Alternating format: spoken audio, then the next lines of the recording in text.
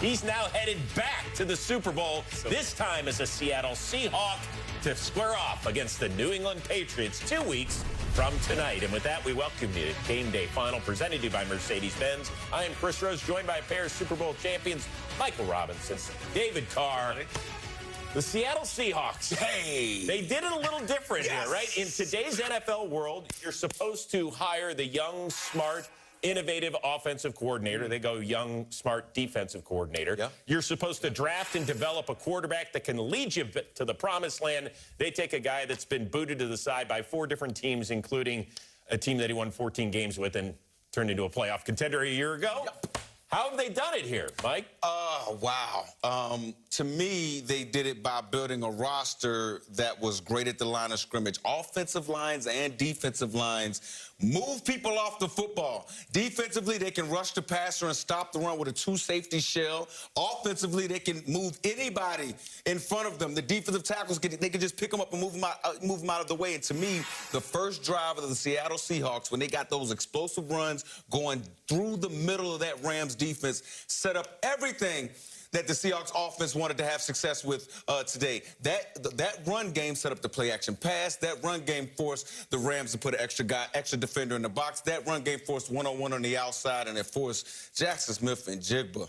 Oh, my goodness, man. Like, cover him. If he's in the backfield, he's probably somewhere trying to get the football. Cover him, guys. I'm glad you said that, and Rob, because I'm going to push back on what Chris said a little bit. They have a head coach and offensive coordinator also. Like Clint Kubiak is dynamic, and you heard Brady talking about it throughout the broadcast, and you're trying to figure out how they not cover JSN, and I'm getting texts like, why is he wide open? I'm like, well, first of all, Rashid Shaheed took the top off the coverage early in the game, and that exposes the entirety of your defensive structure. You gotta respect that. Corner and safety, you got to run with him. And on the touchdown, the JSN was wide open on the left side, and they occupied the flat beautifully. That play design, it was all set up with the structure of the combination coverage. They knew what they were going to get. Yeah. Kubiak knew exactly what they were going to get when they put JSN back there by Sam Darnold, and then it was a beautiful intermediate level throw, which was wide open, but that happened multiple times. Yeah. So that, coupled with the defense, I mean, obviously Mike MacDonald's fantastic. Defensively, these guys are the most complete team in the NFL. I'm glad they made it to the Super Bowl because they really were the best team all year. And David, they had the ingredients, too. I don't want to, I know, Chris, you got to move on to another part of this segment, but we can't move on without giving some thanks to John Schneider.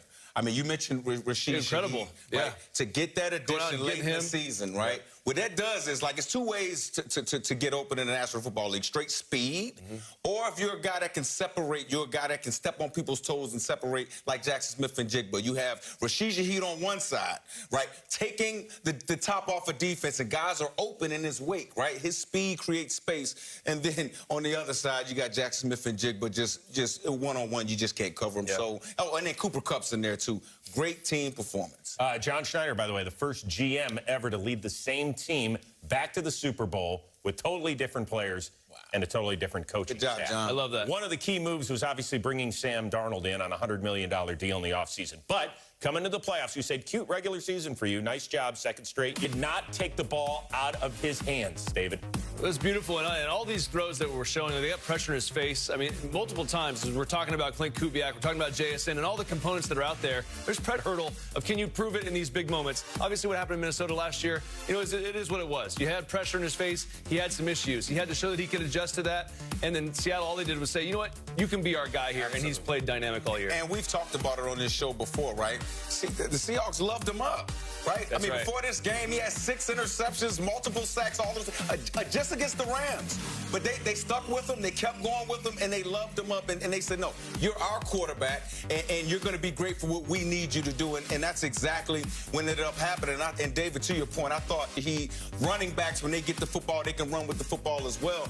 You could sit back there and really, you know, be comfortable throwing the football. Now, here at the end of the game, he did end up taking a sack. Now, the Rams had no timeouts at this point. That was a run. So we knew that they were going to get the ball back deep in their own, and no timeouts left. They had 10 seconds left.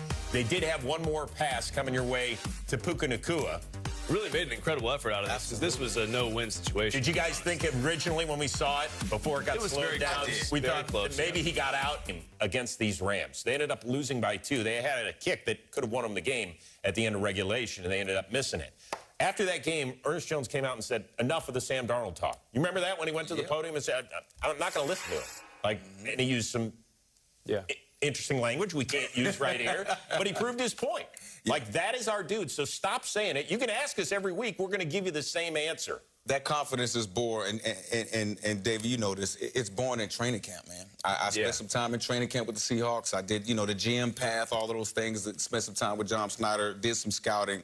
And this defense, this top-ranked defense in Seattle, they challenge Sam Darnold, not just every single day, but every single... You're a team leader, and you see things not going right, you start everything over, you gain the confidence of your teammates. And that's what I saw, you know, out of a Sam Darnold. On top of that, having a dominating rushing game. I mean, you can't go away, or you can't talk more about this rushing game. You talk about Zach Charbonnet, I know he's hurt, but Kenneth Walker and this offensive line, Gray Zabel, those guys up front were awesome. And to your point, Clint Kubiak, I know he's getting a lot of head coaching, you know, opportunities and interviews and things like that. But tonight, he was in his bag. He knew exactly what to call. And to me, he outcoached the defensive staff of the Los Angeles Rams. David, I think you can probably understand better than most a little bit the pressure that Sam Darnold was facing, right? I mean, you were the #1 overall pick back in 2002. He was the 3rd pick in 2018. Didn't work out for the Jets. Gets shipped down to Carolina. Didn't work out there. Had to be a backup out in San Francisco. Found his way to Minnesota. Gets him to the playoffs. Wins 14 games. And they still say, you're not good enough to be our guy.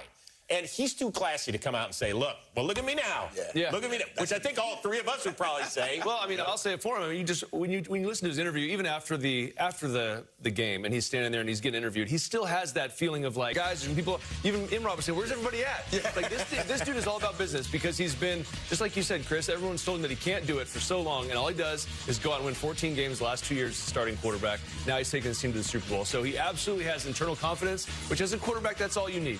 You need someone to look at you and say, you can do it for us. But until you have that opportunity, you know, no one gets to see what he's really about. This guy has been able to throw it since he was 7. I mean, I saw this guy throwing like this out here in California for a long time. This guy can absolutely rip the football. It was just a matter of finding the right mix of people. Like you said, Imrob, Seattle's a fantastic organization. Offensive, defensively, they have all the answers. He just had to be put in that position for someone to trust him and believe in him. And just like that, he goes and turns the ball over. Chris, what do? They keep throwing it. What do they do at the end of this game? They kept throwing it. So they weren't saying, hey, we're here in spite of Sam. No, we're here because of Sam. We're going to lean on this guy to go take us to the Super Bowl, because to win the whole thing, you got to have that. You can't limp into the Super Bowl and say, okay, well, we're going to win just in spite of our quarterback. That's happened maybe one time that I can remember, right, in the history of Super Bowls. So you got to have a good team all around, and you got to believe in your quarterback. Well, and also, I think when you look at the Sam Darnold story, I think most of the football world needs to understand that it's hard to play quarterback in the National Football League. It's very tough to play quarterback, and it needs a little bit of patience. The hardest thing ever. You all right? Yeah. A little PTSD. Well, I mean, we've done everything else, right? And, like, that's the hardest thing I've ever done. It's tough, man. And so sometimes we need a little bit of patience with our quarterbacks. And I think, you know, in the modern game, we've got so used to guys coming straight in from college and having to make an immediate impact, When back in the day, when you first came into the league, and when I was coming to the league, it's like, no, let your quarterback come in, sit a year or 2, and let him learn this game. And I think when you look at Sam Darnold's story, he was able to play early, and then he had, you know, he met some adversity, but he has enough arm talent to stay in the league and keep a job. Right? And when he went to Carolina, he went to San Francisco, that kind of humbled him a little bit. He got him a chance to kind of look at the game and understand the game and study the game and know it even more. And so when he got his opportunity with the Seattle Seahawks, which I think he's on a bargain deal, I know it's a $100 million deal, that's still a bargain deal in the National Football League. And now Seattle Seahawks in the Super Bowl. Great job. So we thought that maybe if the Seahawks made their first Super Bowl in 11 years, that the defense would have a heavy hand here. They were playing Chase, Matthew Stafford, and Puka Nacua and Devontae Adams all day. But they needed to get one huge stop, and that happened midway through the 4th quarter. I mean, Stafford had gotten them rolling. He had a key 4th down run. And then what do you think of the Rams' play selection down here, David? Well, I mean, it's tough. First of all, when you get down there, throwing the football in is very difficult. And it's been, throughout the course of the year, Devontae Adams leads the league in touchdowns down there, right? That's what they've done. And they did early in the game. They got a nice little combination. But when you right here, there was 9 guys covering 4. It's tough, man. It's so tough. And so I think, like, we think that it's just easy to dial up winners down there, and it is, but you got to guess right, too. You know, and as good as Sean McVay is, I kind of still question some of those decisions down there. And maybe it's just because you can't run into that front. Yep. That could be a thing, too. The support is 7 yards away from the line of scrimmage. It's going to show up quick. So you got to be very creative to drop back and throw it down there. I don't care who you are. Matt Stafford, Sean McVay, that combination is great. But it's too hard, man. It's too hard. You got to be able to run the football in. And it's going against a unique defense. That Seattle Seahawks defense, again, you talk about dropping 9. 9 guys. Okay, you can drop 9 and still force pressure on the quarterback, get the quarterback moving around with 2 guys, maybe 3 guys still rushing the quarterback. And to your point, in the red zone, it's a space issue, guys. It is, man. It's a space issue. Defensive backs, and David, you've been back there. When you drop back as a quarterback, the defense doesn't drop back. They literally sit just right there. They literally sit there and watch everything you're doing. So to David's point, when you get down into the red zone, you either got to pick people up and move them, or you just got to have a play call where you completely fool the defense. That's right. You know, there's going to be a play in this game where Rams fans are going to say, that's it.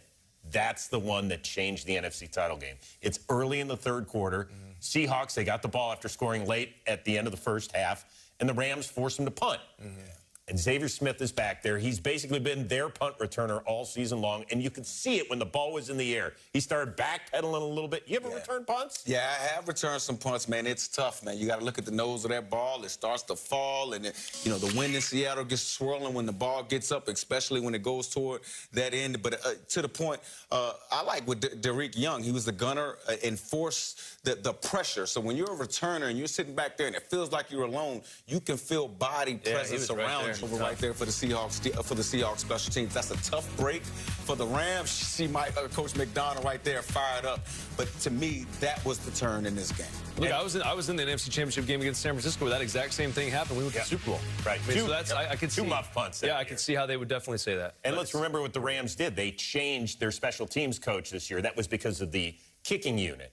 And not necessarily. But ain't no coach got nothing to do with that. That's a drop ball, bro. That's you just tracking the football. Returners do this before practice every single day.